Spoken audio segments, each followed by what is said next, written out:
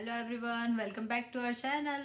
તો આજે અમે જઈ રહ્યા છે એક મંદિરે જે ઘણા વર્ષ જૂનું મંદિર છે અને અહીંયાથી 1.5 કલાક દૂર થાય છે, જે રિચમન્ડ હિલમાં આવેલું છે. તો સ્ટે ટ્યુન્ડ, અમે કયા મંદિરે જઈએ છીએ અને અમે આગળ વિડીયોમાં બતાવીશું તમને. Yes, stay tuned, bye. So આ બ્રેમ્પટનનું ડાઉનટાઉન છે અને કેટલું શાંત છે, મતલબ કેટલું ખાલી છે. પેલું એવું ડાઉનટાઉન હશે બ્રેમ્પટન કે જ્યાં છે ને તમને પબ્લિક ઓછી દેખાય ઇન્સ્ટેડ ઓફ કે વધારે દેખાવી જોઈએ. અહીંયા ના તો બિલ્ડિંગ્સ એટલી બધી ઊંચી છે, ના તો એટલું બધું પબ્લિક ફરતી હોય છે. યસ, એકદમ ક્વાઇટ ડાઉનટાઉન છે બ્રેમ્પટનનું. મેં કીધું આ ડાઉનટાઉન કહેવાય, મતલબ લાઈક આટલું બધું ખાલી શાંત તો બહુ રેરલી હોય નહીં. યસ, ડાઉનટાઉનમાં આટલું બધું શાંત ને કઈ યુઝ્યુઅલી ના મળે, પણ this is what it is, Brampton downtown. તમે ટોરન્ટો ડાઉનટાઉન જો તો એક્ઝેક્ટ ઓપોઝિટ છે, લાઈક ત્યાં એટલું રશ હોય અને એકદમ ખાલી. સો આજે બહુ જ મસ્ત વેધર છે, લાઈક સ્નો તો છે પણ બહુ મસ્ત છે નહીં વેધર? યસ, આજે સ્નો બતાવતા હતા પણ સ્નો છે નહીં, તો અમે બહાર નીકળી ગયા છે. યસ, તો આજે શું કરીએ છીએ તમારે જોવા માટે વિડીયો જોવો પડશે. યસ. આજે અમે લોકો પ્લાનિંગ તો બહુ બધું કર્યું છે, પણ જોઈએ શું શું થાય છે. અમે લોકો અત્યારે વોન પહોંચ્યા છે અને વોનમાં આવી રીતે બસ સ્ટોપ જે હોય છે રોડની વચ્ચે જ હોય છે, સાઈડમાં નથી હોતું અહીંયા.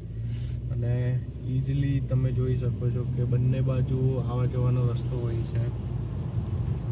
સારી સિસ્ટમ છે. તમે જુઓ આવી રીતે અહીંયા બસ આવે છે આ બસ સ્ટોપ પર, અને બસ અહીંયા બધાને જેને બી ઉતરવું હોય ઉતરી હશે અને જેને ચડવું હશે એ ચડી હશે. ચડવા માટેનું આ હતું ને? યસ, આ હતું, કારણ કે આ બાજુ જવા માટે છે અને પેલી બાજુ રિટર્ન ઓપોઝિટ બાજુ જવા માટે હોય છે. યસ, સો સારી સિસ્ટમ છે, મને આવાળું વધારે ગમ્યું. આવાળી સિસ્ટમ વધારે બેટર છે. એટલે નોર્મલ ટ્રાફિકને કેવું કે કોઈને ડિસ્ટર્બ ના થાય, નગર યુઝ્યુઅલી અહીંયા આવી રીતના મેઇન રોડ ઉપર જ હોય અગર, તો ચાન્સીસ છે કે ટ્રાફિક પાછળનું સ્ટોપ થઈ જાય, એટલે એના લીધે થોડો ટ્રાફિક જામ બી વધારે થાય. એટલે આ અલગ લેન્સ વોનમાં જ ખાલી બનાવેલી છે. અને આ છે વોન ડાઉનટાઉન, જે હજી બી એક્સપાન્ડ થઈ રહ્યું છે ધીરે ધીરે. થોડા ટાઈમમાં અહીંયા બી ઊંચી ઊંચી બિલ્ડિંગો બધે આવી જશે. યસ, વોન ખરેખર એરિયા બહુ જ સરસ છે, કારણ કે મોસ્ટ ઓફ ઇટાલિયન્સ અહીંયા રહેતા હોય છે. ઇટાલિયન્સનો એરિયા છે વોન. આઈકિયા બી દેખાય છે ત્યાં આગળ. વોનની બિલ્ડિંગની ડિઝાઇન બી તમે જો એકદમ યુનિક હશે. યસ, સો અમે કેટલા બધા દૂર આવી ગયા છીએ. આપણે કેટલું આવી ગયા? ઓલમોસ્ટ 50 કિલોમીટર દૂર આવ્યા છે. યસ, 50 કિલોમીટર દૂર આવી ગયા છીએ અમે બ્રેમ્પટનથી. પછી બ્રેમ્પટનથી શું આવ્યું? બ્રેમ્પટનથી તો ઘણા બધા આવે. પેલા આવે ઇટોબિકો આવે, પછી આવે વોન આવે, માઉન્ટ બ્લેર, અને પછી રિચમન્ડ હિલ તમે પહોંચશું હવે.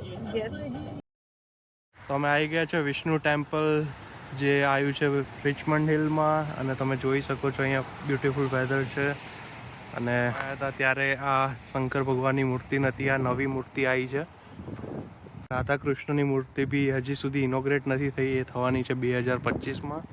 અને તમે જોઈ શકો છો મંદિર બી બહુ જ સરસ રીતે અહીંયા બનાવ્યું છે રિચમન્ડ હિલ. સો આ બહુ મસ્ત હનુમાનજીની મૂર્તિ છે, ખાસી મોટી બી છે અને બહુ જ ફાઇન છે. તમે જોઈ શકો છો. સો ઓવરઓલ અહીંયા આગળ 3 મૂર્તિઓ છે. ત્યાં શંકર ભગવાનની છે, રાધા કૃષ્ણની છે અને આવી રીતે અહીંયા હનુમાનજીની છે. અહીંયાથી મંદિરમાં એન્ટર થવાનું હતું, સાઈડમાં સેન્સર હતું, તો ત્યાં ટેપ કરીએ તો દરવાજો ઓપન થઈ જાય. પછી આગળ જતાં હનુમાનજીની મૂર્તિ હતી ત્યાં આગળ, અને વચ્ચે હોલ હતો, અને સામેની બાજુ શંકર ભગવાનની મૂર્તિ હતી, વિષ્ણુ ભગવાનની મૂર્તિ હતી. પછી સાઈડના દરવાજાથી તમે જાઓ તો નરસિંહ ભગવાનનું મંદિર હતું, અને બહાર નીકળતા આવી પેઇન્ટિંગ હતી જે ચોખાના દાણાથી કમ્પ્લીટલી બનાવેલી હતી.